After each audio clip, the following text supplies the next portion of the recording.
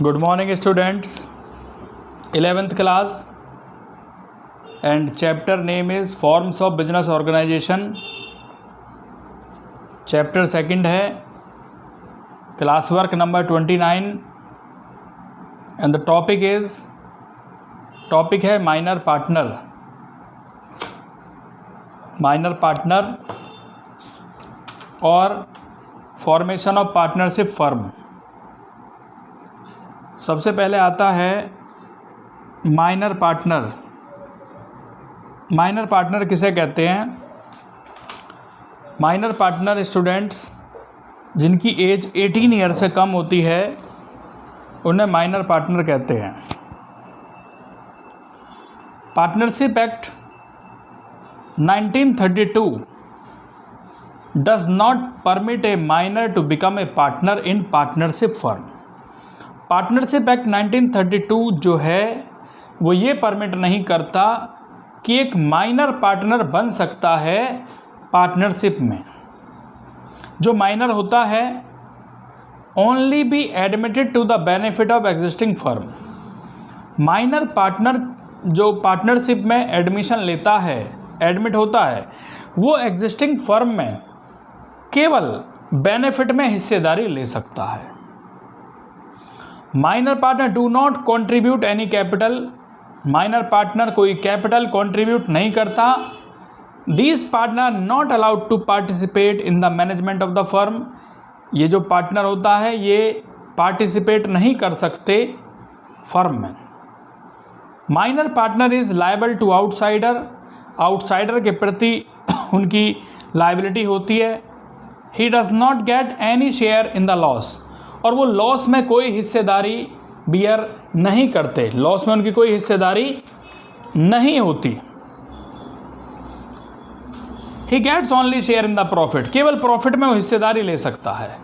जो minor partner होता है वो प्रॉफिट में हिस्सेदारी ले सकता है, लॉस में कोई हिस्सेदारी वो बियर नहीं करेगा। और जब उसकी एज वो मेजॉरिटी हो जाती है, मतलब मेजॉरिटी मीन्स जब 18 साल का हो जाता है, after attaining the age of majority minor has to give a public notice. तो माइनर को एक नोटिस देना पड़ता है कि whether he will remain as partner, क्या वो पार्टनर रहना चाहता है या नहीं, क्या वो पार्टनर बनना चाहता है नहीं। If he does not give any notice, अगर वो कोई नोटिस नहीं देता है within a prescribed period, जो टाइम दिया गया है उस टाइम पीरियड के दौरान, तो he will be deemed to become an active partner. तो उसे एक्टिव पार्टनर मान लिया जाता है फर्म का। On attaining the age of majority, जब वो मेजॉरिटी की एज प्राप्त कर लेता है, जब वो 18 ईयर का हो जाता है, 18 ईयर का हो जाता है, तो his liability will become unlimited. तो उसकी लायबिलिटी अनलिमिटेड हो जाती है। And he will get share in the profit and loss of the company. और वो कंपनी के प्रॉफिट या लॉस में हिस्सेदारी प्राप्त करता है।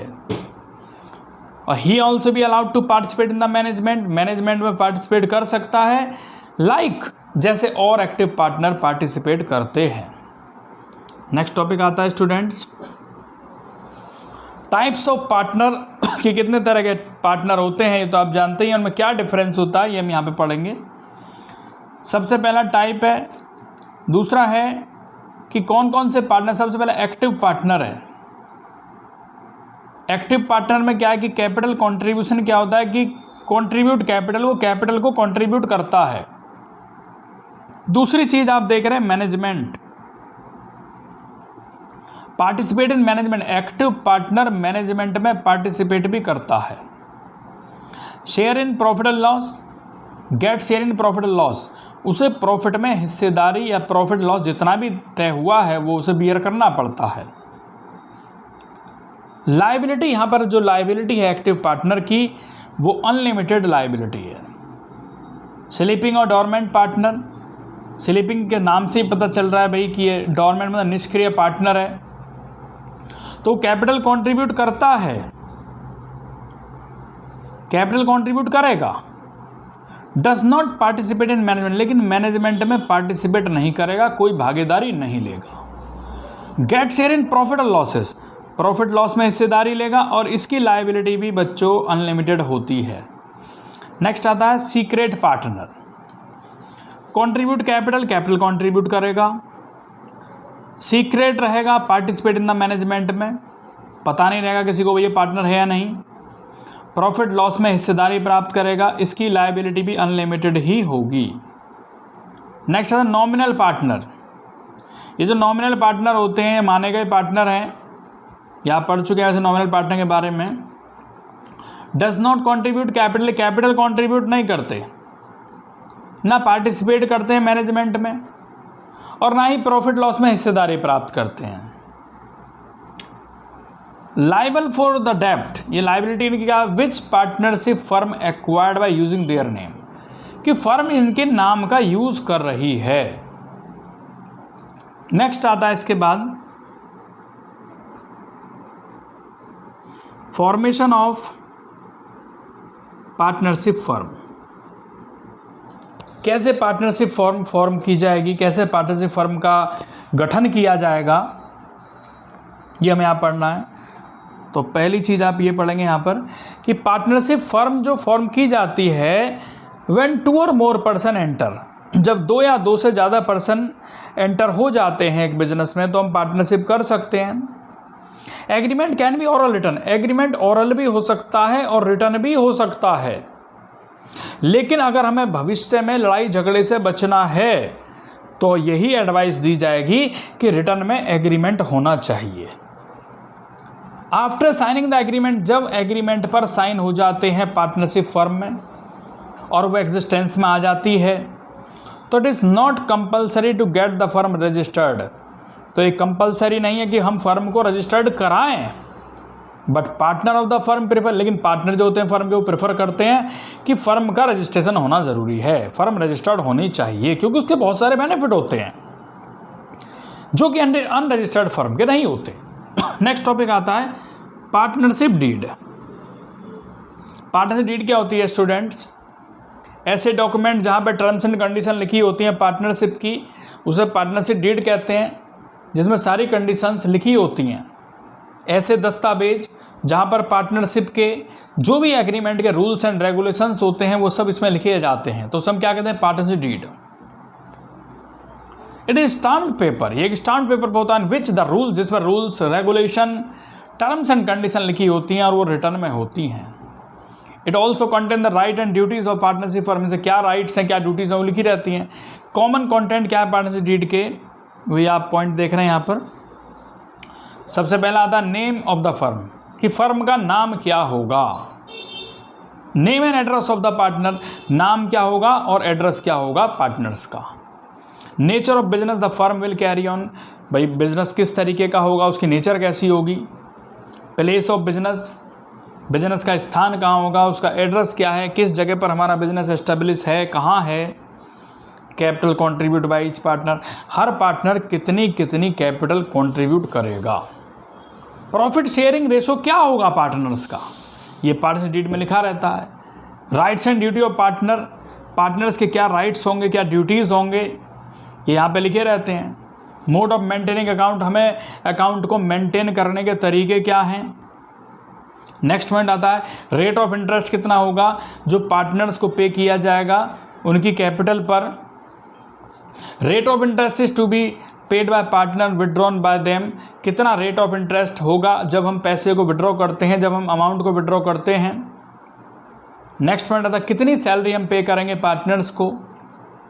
क्या प्रोविजंस होंगे अगर कोई पार्टनर रिटायर हो जाता है या डिसोल्यूशन हो जाता है, और अगर कोई लड़ाई झगड़ा हो जाता है तो उसका मेथड का डिस्प्यूट कैसे होगा।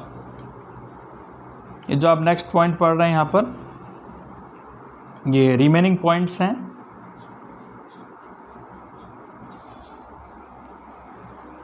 रिमेनिंग पॉइंट्स हैं स्टूडेंट्स कि ये 10 नंबर पर आप देख रहे हैं यहाँ पर कि ये सभी पॉइंट मैंने अभी डिस्कस किए कि इंटरेस्ट कितना होगा पार्टनर्स को जो अमाउंट विड्रॉ करते हैं, सैलरी कितनी पे की जाएगी, या प्रोविजंस क्या होंगे रिगार्डिंग रिटायरमेंट डिसोल्यूशन पर। नेक्स्ट पॉइंट आता है कि भाई मेथड्स क्या होंगे सॉल्विंग डिस्प्यूट, अगर कोई डिस्प्यूट हो जाता है, लड़ाई झगड़ा हो जाता है तो उसका सॉल्यूशन कैसे होगा। ये सारी बातें यहाँ पे लिखी रहती हैं। नेक्स्ट है whether interest is payable on the loan provided partner etcetera, कितना इंटरेस्ट यहाँ पर होगा। नेक्स्ट पॉइंट आता है स्टूडेंट्स इसके बाद,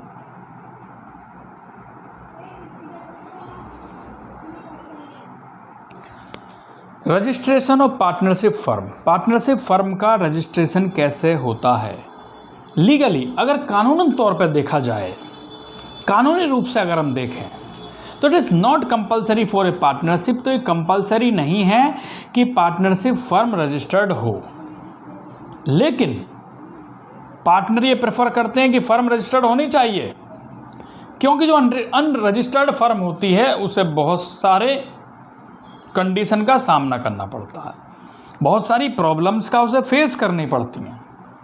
तो कौन कौन सी कंडीशन है वो?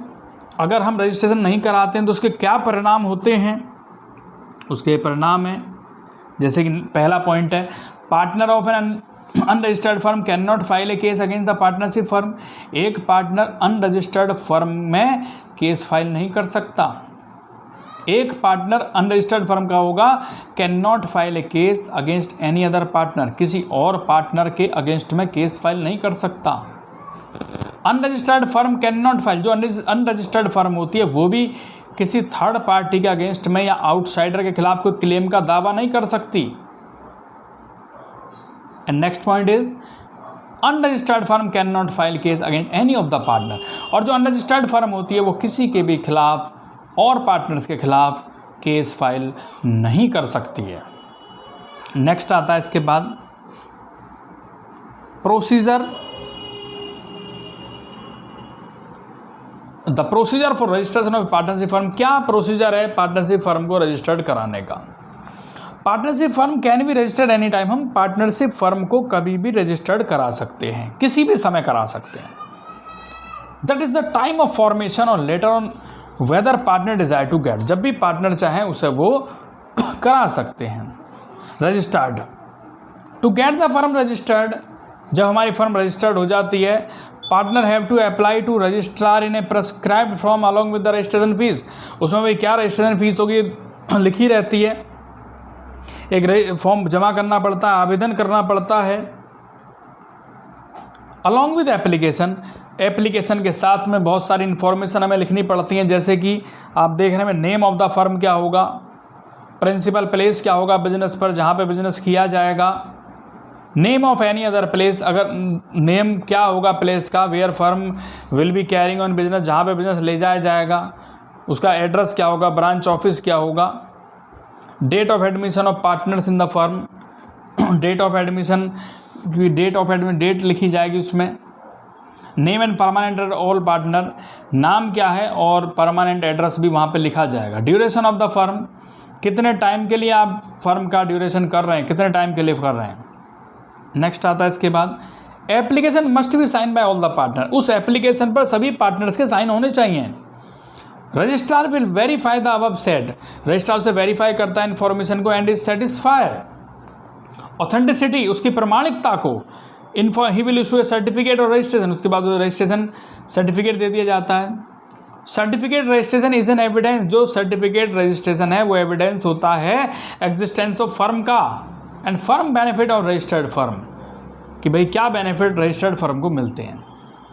रजिस्ट्रेशन कराने के बाद अगर कोई चेंजेस है तो हमें सबमिटेड करनी पड़ती है और सेम चेंजेस हमें कम्युनिकेट करने पड़ते हैं रजिस्ट्रार के सामने। तो ये स्टूडेंट्स आपको यहाँ तक का अपना वर्क कंप्लीट करना है अपनी नोटबुक में। सभी स्टूडेंट्स को अपना वर्क कंप्लीट करना है और फिर इसे अच्छे से याद करना है। Thank you.